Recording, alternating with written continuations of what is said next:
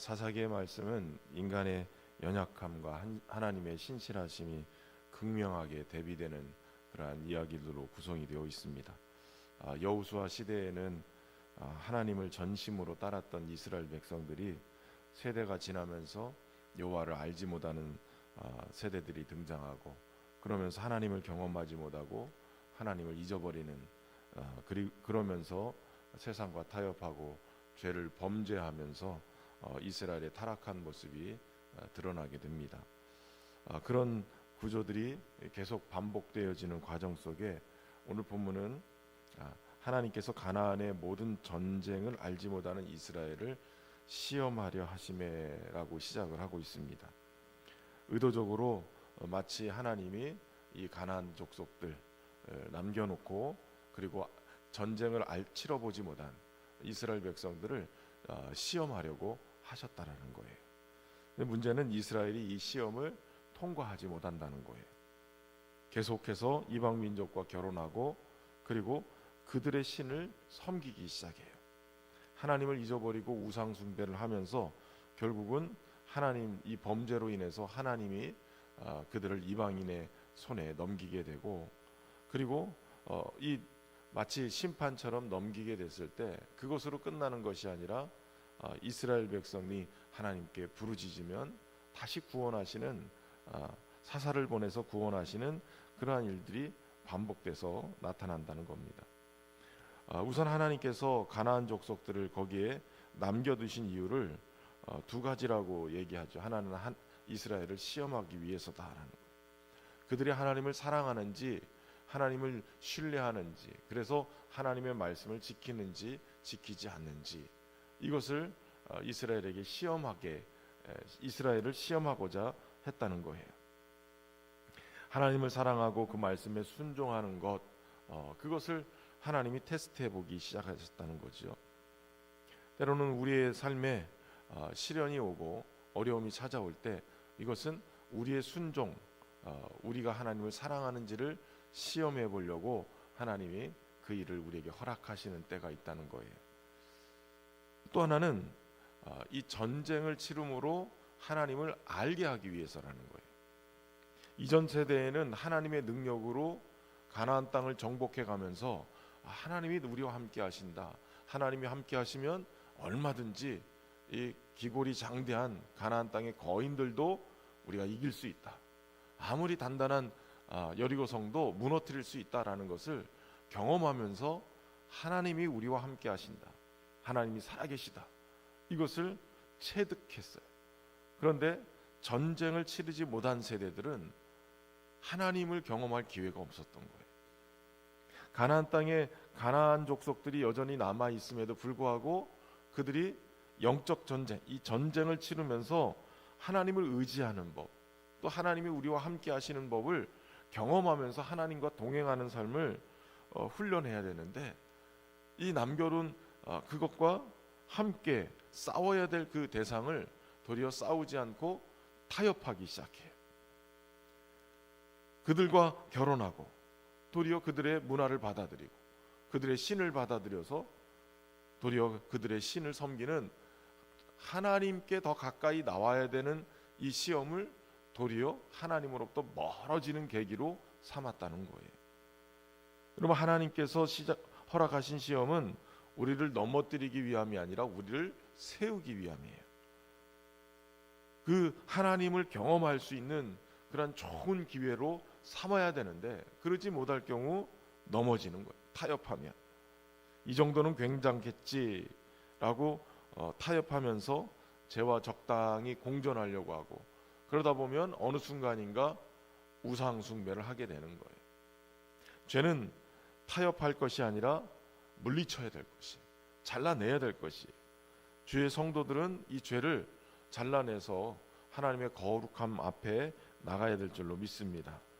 우리 앞에 남겨놓은 이 가나안 족속, 습관일 수도 있고 죄일 수도 있고 또 환경일 수도 있고, 또 내 안에서 하나님보다 더 의지하고 있는 그러한 물질적인 것, 어떤 인간관계, 그리고 자녀를 또 하나님보다 더 의지하고 또 세우고 이러고 있는 모습일 수도 있어요. 그런데 중요한 것은 그것을 어떻게 대하느냐는 거예요. 싸워야 될 것을 품으면 어느 순간에 그것에 지배당하게 돼 있어요. 하나님보다 더 우선되는 것 내려놓고 하나님을 더 의지할 수 있는 지혜가 있기를 주의 이름으로 축원합니다. 오늘 본문을 보면 이스라엘은 계속 이 타협과 함께 하나님을 잊어버려요. 바알과 아세라를 섬기고 우상들을 섬기기 시작해요. 그 과정 속에 오늘 본문에서는 한 가지 단어를 쓰고 있는데 그것이 바로 하나님을 잊었다는 거예요. 하나님 여호와의 목전에서 악을 행하면서 결국 자기들의 하나님 여호와를 잊어버렸다는 거예요. 반복된 죄는, 반복된 우상 숭배는 우리로 하여금 하나님을 잊어버리게 만들어요. 하나님 없이 살 수 있도록 자꾸 우리의 기억에서 하나님을 지워버려요. 여러분, 죄는, 타협은 어느 순간인가 하나님 없이 세상과 짝하고 살아도 된다 라고 여겨질 정도.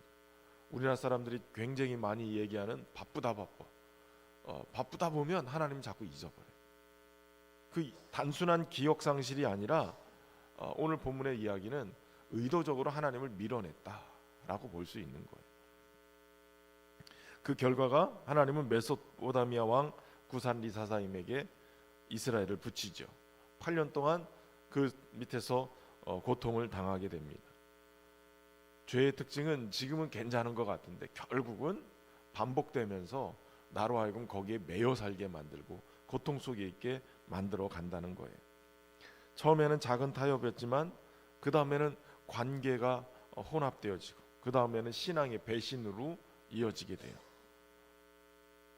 중요한 전환점이 여기서 이제 발생합니다. 고통스러우니까 비로소 하나님을 기억하고 하나님께 부르짖는 거예요. 여러분, 때로는 우리에게 고난이 찾아오지 않으면 하나님을 잊었던 하나님을 찾지 못해요. 고난은 때로는 우리가 하나님을 기억해낼 수 있게 만들고 우리를 도우실 수 있는 분이 하나님밖에 없음을 기억하고 부르짖게 된다는 거죠. 고통은 도리어 하나님께 돌아오는 통로가 되는 거예요. 그러므로 기도 제목이 있다면 도리어 하나님께 돌아올 수 있는 그러한 상황이다, 기회다라고 생각하고 주께로 향할 수 있기를 주의 이름으로 축원합니다.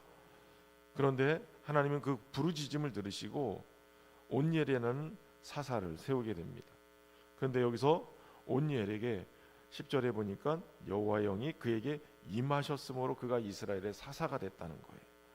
여호와의 영이 그에게 임해서 이스라엘을 그 고통 중에서 부르짖는 그들을 구해냈다는 거예요. 여기 중요한 복음의 원리가 있죠. 구원은 인간의 능력으로 되는 게 아니라 하나님의 영으로 이루어진다는 거예요. 우리의 삶에도 반복되는 죄가 있을 수 있어요. 중요한 것은 넘어지지 않는 게 아니라 어떻게 돌아오느냐예요. 넘어져도 주께로 돌아오면 되는 거예요. 우리가 주님께 부르짖으면 주님께서 외면하지 않고 우리를 구하시는 주의 영을 보내실 줄로 믿습니다. 그런데 문제는 12절에 보니까 이스라엘 자손이 또 여호와의 목전에 악을 행했다라고 얘기해요. 또라고 표현하고 있어요. 그렇게 구해서 40년 동안 평온한 가운데 살다 보니 어느 순간인가 또 하나님을 잊어버려요. 또 하나님께 범죄해요. 여러분, 죄는 우리를 끊임없이 넘어뜨리게 만들어요. 하나님과 우리의 사이를 갈라놓고 하나님을 잊도록 만들어요. 이스라엘이 또 악을 행했어요. 그래서 이번에는 모압 왕 에글론을 통해서 그들을 고통 속에 몰아넣어요.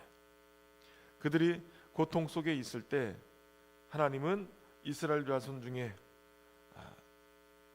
이스라엘 자손이 여호와께 부르짖음에 또 그들을 위해서 사사를 세우는데 오늘 본문에 보면 왼손잡이 에훗이라고 표현하고 있는 에훗이 등장해요. 여러분, 왼손잡이라는 표현은 저도 왼손잡이인데 그냥 왼손을 잘 쓴다라는 뜻이 아니라 오른손을 못 쓴다라는 뜻이에요. 다시 말하면 오른손에 장애를 가지고 있어서 어쩔 수 없이 왼손잡이가 됐다. 이런 거죠. 특별히 하나님이 세우시는 사사들을 보면 삼손 말고는 엄청난 능력을 가지고 엄청난 힘을 가지고 사사가 된 사람이 거의 없어요. 대부분 연약한 부족에서 또 장애를 가지고 있거나 아니면 내일 살펴볼 여성을 등장을 시키든지, 그래서 저 사람들이 정말 능력이 있는 슈퍼맨 같은 그러한 구원자일까라고 의심이 될 만큼 부족한 사람이기도 해요. 근데 하나님은 그들을 사용하셔서 이스라엘의 구원자로 세우시거든요. 왜냐하면 그들의 구원이 이 사람의 강함에 있는 것이 아니라 하나님의 능력에 있음을 보여주기 위함인 거예요. 그는 당시 기준으로는 왼손잡이 장애를 가지고 있고 비정상적이고 약점이 있는 사람. 근데 도리어 하나님은 이 에훗을 쓰는 거예요.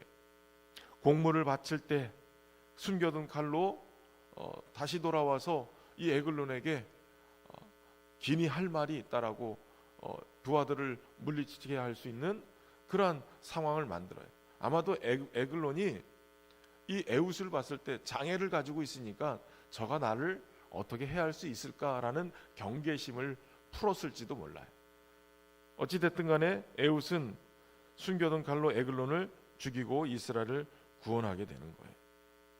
하나님의 방식, 우리의 생각과는 다르게 우리는 능력 있고 탁월하고 이런 사람들을 통해서 뭔가를 이룰 거라고 생각하지만, 여러분 교회의 부흥도 하나님이 하시는 거예요. 어찌 보면 정말 부족해 보이고 연약해 보이고 보잘것없어 보여도 잡초 같은 인생이라 할지라도 하나님 손에 들려 쓰면 하나님이 일하심을 드러내는 그러한 사사와 같은 삶이 되어지는 거예요. 오늘 본문에 또 등장하는 삼갈도 소모는 막대기로 블레셋 사람 600명을 쳐 죽였어요. 칼을 든 게 아니에요. 그저 막대기 하나로 600명을 쳐 죽여서 하는 거예요. 하나님은 탁월한 능력 있는 사람을, 준비된 사람을 쓰시는 게 아니라 순종하는 사람을 쓰시는 거예요. 저와 여러분에게 하나님 말씀, 또 시대 속에서 하나님이 인도하시는 것을 기억하고, 우리가 가진 것이 부족해 보여도 기도하는 한 사람, 순종하는 한 사람, 그 사람을 하나님이 쓰신다는 사실을 믿고 오늘 새벽에도 우리의 삶을 주님 앞에 드려서 주님의 은혜 앞에 세워 주님이 쓰시는 귀한 날 되기를 주의 이름으로 축원합니다. 사사기 3장의 말씀은 인간의 실패를 적나라하게 드러내요. 동시에 하나님의 은혜가 얼마나 끈질긴지도 보여줘요. 부르짖기만 하면, 무슨 죄를 졌어도 부르짖기만 하면, 하나님께 돌아오기로 결심만 하면 하나님이 건져내시는 거예요. 반복된다고 좌절하거나 축 처져 계시지 마시고, 오늘도 우리에게 은혜 주시는, 오늘도 넘어질 때마다 책망치 않고 우리를 붙잡아 주시는 그 은혜를 기억하면서 포기하지 말고 주님 오늘도 부르짖고 주님께 돌아오는 역사가 있기를 주의 이름으로 축원합니다. 사랑과 은혜가 풍성하신 하나님 아버지, 오늘 말씀을 통해서 우리 또한 이스라엘과 다르지 않음을 깨닫게 하시니 감사합니다.